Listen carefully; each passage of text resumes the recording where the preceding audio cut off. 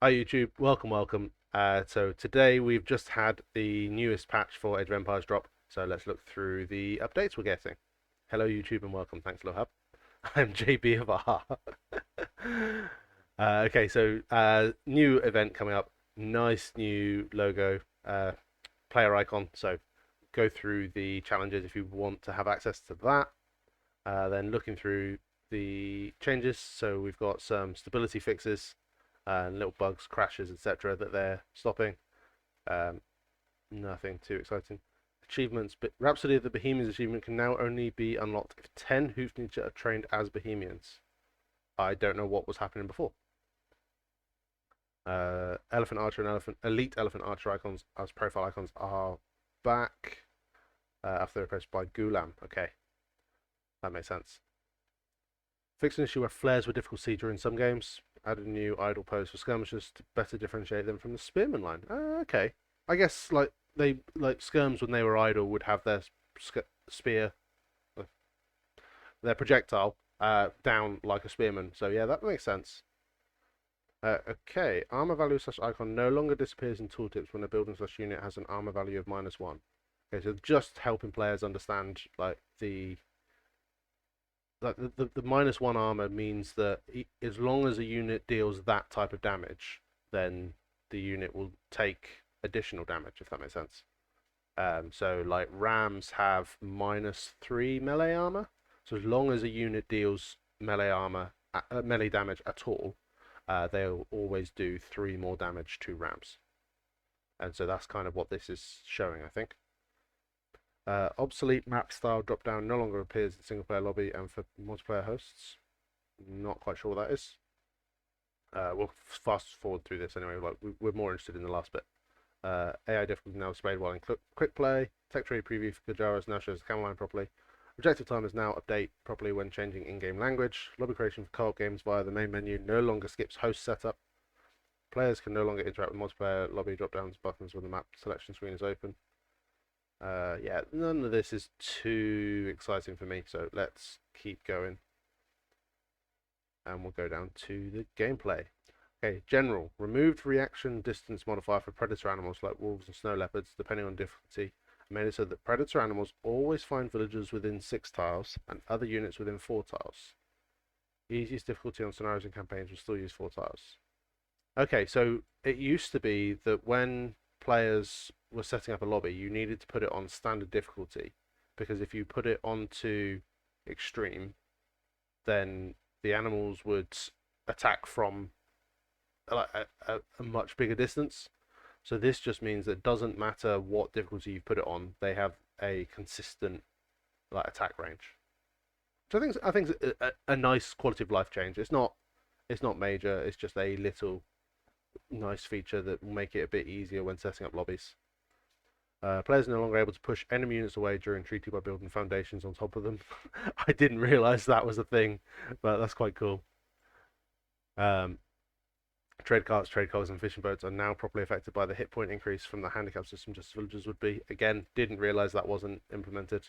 And depleted resources no longer disappear on the minimap in Fog of War.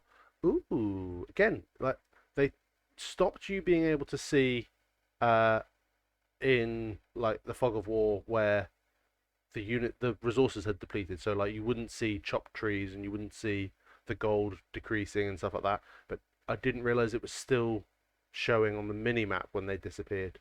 So yeah, nice feature again, just to make sure that scouting is super important. Some changes to the campaigns. I don't know campaigns well enough to run through these, so we will skip through them. I'll include a link in the video in case you are interested.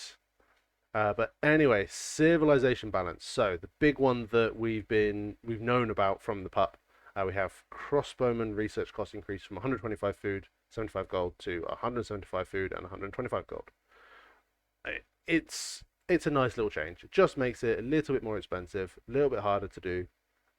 Means that you probably want more than 6 crossbows before you do this.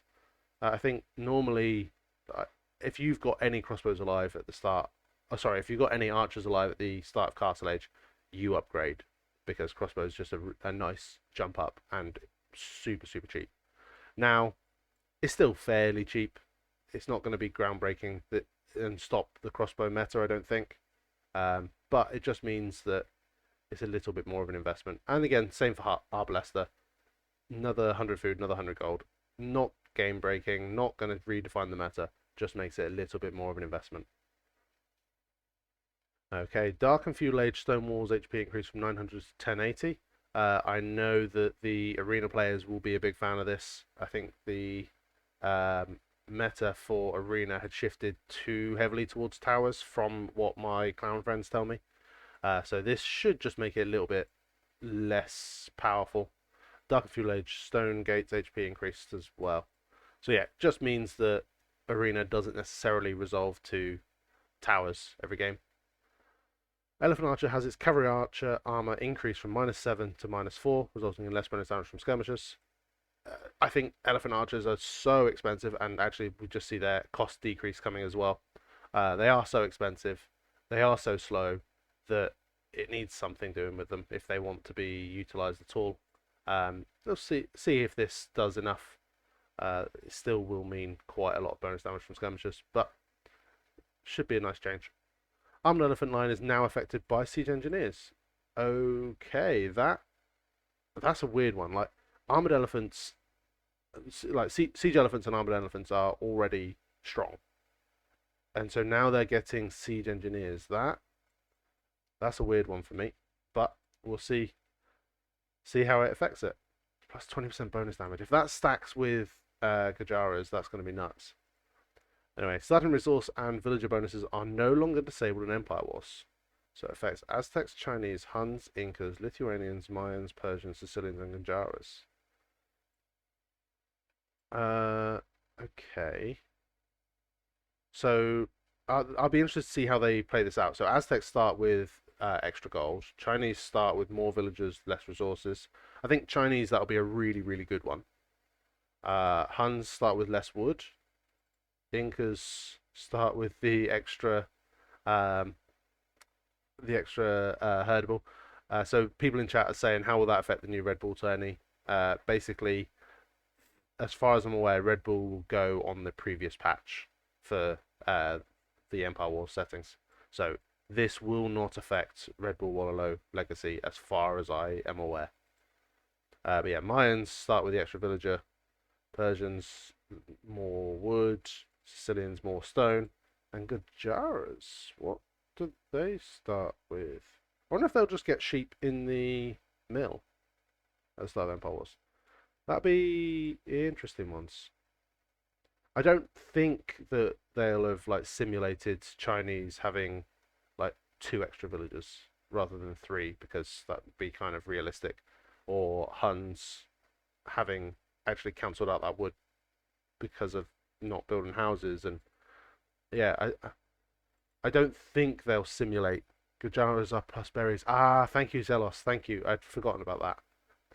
But yeah, I don't think they'll simulate what would happen. I would have liked Goths to have had like 50 extra gold, or an extra villager because of like not having to research loom time.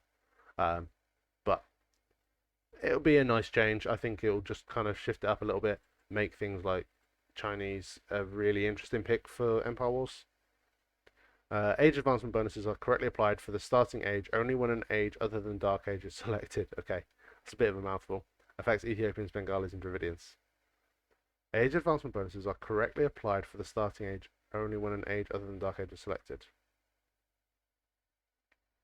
Okay, so I think this is just saying that Ethiopians, Bengalis, and Dravidians don't get the extra resources or villagers if you start in Feudal Age, etc. So it just means that, yeah, it means that they don't get extra resources at the start of a game. They only get it when they advance age. Yeah, that wording could have been clearer. Minimum buy price for all non-Saracen civilizations with guilds research is reset to 23 instead of 25. Yeah, they changed that recently, and I think they're just trying to rebalance it back. Okay, Bengalis. So Bengalis are now getting +3/+3 armor on their monks. Okay, that's a fairly big bonus, so I think it should make them quite an interesting option on arena. Means I wonder how they would cope versus light cav? Would they take 3 hits rather than 2, or 4 rather than 3? I can't remember how many. Elephant archers and armored elephants now receive the intended bonus damage from their counter units. The bonus resistance modifier applies after the armor subtraction from the damage instead of before. Okay, so that's just kind of a fix of something that wasn't intended. But yeah, the monks getting armor will be a way for them to try and balance Bengalis a little bit. I think Bengalis are the worst civ in terms of stats. So yeah, it gives them a niche. We'll see if that's enough. I think they could be an interesting proposition on Arena.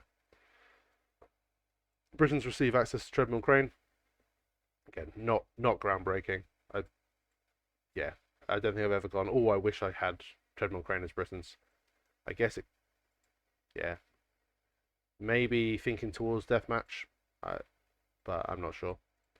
Burgundians Custilier charge damage reduced from 25 to 20, Elite Custilier charge damage reduced from 30 to 25, and Economy Technology food discount reduced from -50 to -40. Okay, so just trying to nerf to compensate for the Expo nerf. Fair enough, Low. Yeah, nerf to Burgundians. They are very, very strong. And yeah, just knock them down a touch. It'll be interesting. That could be, it could be enough to make them a little bit more balanced. I personally still want something to happen to their Flemish Revolution, make it take longer or something along those lines. I just, yeah, I'm not a fan of that as it currently sits. Byzantines receive access to treadmill crane, as Zelos says in the chat. Biz Wonder Race now, let's go. Yeah, Byzantines cheaper up to Imperial Age with treadmill crane now. That could, I still think that is a very, very specific niche. Yeah. Cumans fix an issue where some cumin herdable animals have 50% more food in them than intended. Again, never seen that. Dravidians receive bomber cannon. This one I like. Dravidians are an interesting one. They can do the man at arms into archers super well, but they tail off in the late game because they don't have a particularly strong composition. But now they've got fully upgraded arbalest, Haub with the wood steel unique tech, which means that they do kind of a little bit extra because they ignore armor, and with bombard cannons and with siege elephants. This gives them options. There's a niche DM players hate JBR. Yeah. So Gajara's with a bit of a nerf coming as well. So Elite Shravamsha Rider full agility recharge time increased from 15 seconds to 20 seconds. So that's how long before they get their dodge mechanic back, basically. Mounted units additional bonus damage reduced from +50 to +40. Although this is massively compensated by the adjustment to siege elephants. Elite Shravamsha Rider upgrade cost now matches the intended amount. Okay, so 850 food, 500 gold. Still fairly cheap. But yeah, calculation of the food income from garrisoned herdable animals now uses a non-linear calculation where garrisoning additional herdable animals has diminishing returns. So it is 15 times. Does that say in or lun? Are we talking? That's lun, isn't it? So we're talking logarithmic. Learn of the food amount over 200 plus 1.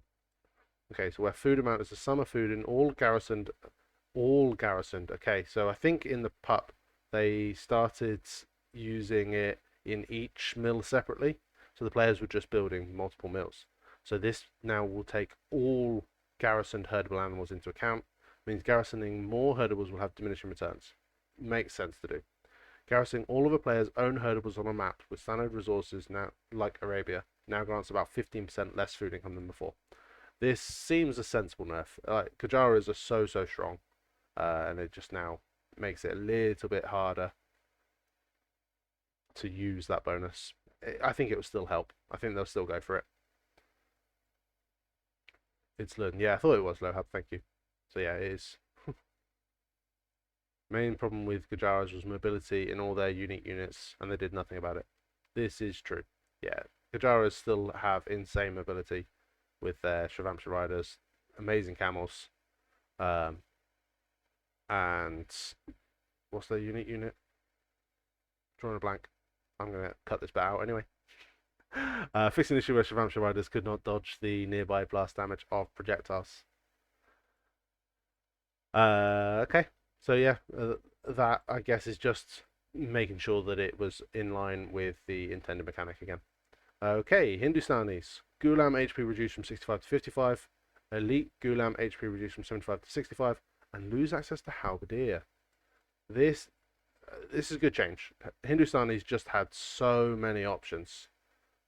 Like, yeah, just they could do anything. Ghulam's super strong. They could counter almost anything you sent at them. I think they were a little bit weaker to cavalry. So now so now they've lost Halberdier as well. The Hindustanis will need their camels to counter the cavalry. Okay, elite war wagon cavalry archer armor reduced from 0 to -1. It makes them a little bit more susceptible to skirmishers. So I think that's a nice change. Malay receive access to treadmill crane. Again, I think most of the archer civs are getting treadmill crane. Saracen markets minimum buy price is now reset to 21 instead of 25. Okay, so yeah, Saracens just making their market a little bit weaker when it gets to the far end. Sicilians bonus damage resistance for land military units reduced from 50 to 33%. I've wanted this change for about a year. I think that's a good option. Yeah, Sicilians, the 50% reduction to bonus damage is just crazy. 33% feels nice. They're not crazy strong anymore. They're not like one of the first go-to civs that people have in a draft, but there's certainly that could be a very strong thing. I think I'd like the castle building speed reduced slightly, but otherwise I think that's a nice change. And losing access to treadmill crane, no big deal there. Again, but that will reduce the castle building speed, so maybe that's to compensate. And Teutons lose access to treadmill crane. Now on to some map changes. Okay, so we've got Morass. So this Morass and Shoals are both in Red Bull Wallow, I think. So Morass is the one with shorefish around the central woodline. Seems like a very aggressive map. I'm really pleased that current tournament maps are starting to make it into the map pool. So yeah, I like that a lot. And Shoals, the shallow waters only allow for small groups of fish, but conquering the sea will allow you to quickly reach your enemy, as well as take control of the large gold deposits near the coasts. Okay. I don't remember seeing this one in Red Bull yet, but I like the concept. So again, just seeing tournament maps come into the map pool, excellent choice. Map balance, migration. Fix the rare issue where berries can fail to spawn for one of the players. I have heard about that issue a few times. I think a few people in my Discord have complained about that from time to time. Scandinavia fixed an issue in the script which led to inconsistent extra deer spawns. Okay, yeah, fine. Making the scripts more consistent sounds good. Islands, 2 starting gold piles of 7 plus 7 have been separated into 3 of 7 plus 4 plus 3. It means that it's slightly harder for your opponent to push you off with navy and a tower. So yeah, nice change. And again, stone piles being split has the same effect. Gold and stone piles are distributed more evenly. Again, this is all just to make it so that it's harder to push your opponent off of their gold and stone piles. Shapes of islands have been rounded to prevent extremely long and narrow island shapes. Starting forests spawn 1 tile further away to allow for more space for starting resources. Yeah, like these changes. AC saying in the chat makes landings weaker. It does, that is true. But I think I'm okay with that. I think this is a good change. And then some scripting that I don't know or understand. So we will ignore it. Okay, so AI changes. AI will now task villagers to foundations even if they're currently trying to gather from trees.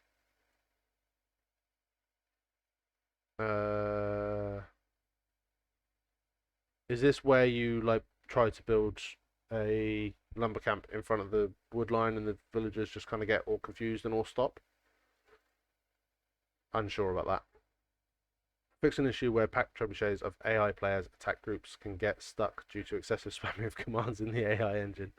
Okay, nice. Just to make it, again, more smooth, more of a challenge. Fix an issue where AI was staying idle if no wood was present in the line of sight at the beginning of a Nomad game. Chinese AI on the Budapest map now properly use both town centers to spawn villagers and for research. Again, I hadn't noticed that Chinese didn't do that properly as AI. AI in extreme difficulty will now consider building castles starting in the Castle Age instead of waiting for the Imperial Age. Oh, I again didn't realize that AI wasn't building castles in Castle Age. AI players in Deathmatch have been optimized to no longer immediately build lumber camps in the first few minutes of the game. This is nice.